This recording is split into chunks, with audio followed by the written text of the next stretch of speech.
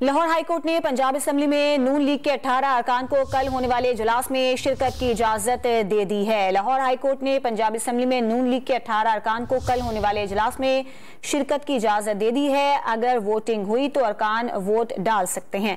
इस पर बात करेंगे डॉन न्यूज के नुमाइंदे राना बिलाल से। राना बिलाल, बताइएगा क्या हुक्म दिया गया है अदालत की जानिब से? हाँ जी, देखिए, पंजाब असेंबली का एक कल अहम इजलास जो है वो होने जा रहा है और स्पीकर पंजाब असेंबली ने नून लीग के 18 अरकान पर इजलास में शिरकत पर पाबंदी आयद की थी।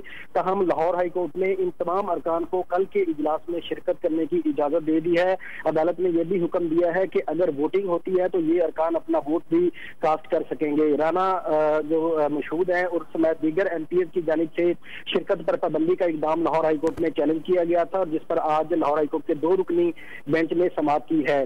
जो स्पीकर पंजाब असेंबली के वकील हैं इम्तियाज सिद्दीकी, उनकी जानिब से दरखास्तों पर एतराज उठाया गया था और ये कहा गया था कि ये जो शिरकत पर पाबंदी है वो बिल्कुल कानून के मुताबिक स्पीकर ने आयद की है और ये केस हाई कोर्ट सुन भी नहीं सकती क्योंकि ये स्पीकर का और पंजाब असेंबली का मामला है।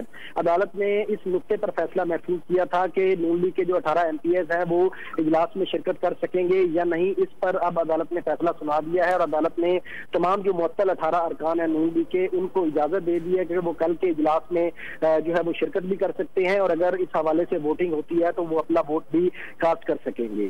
जी, बहुत शुक्रिया आपका राना बिलाल।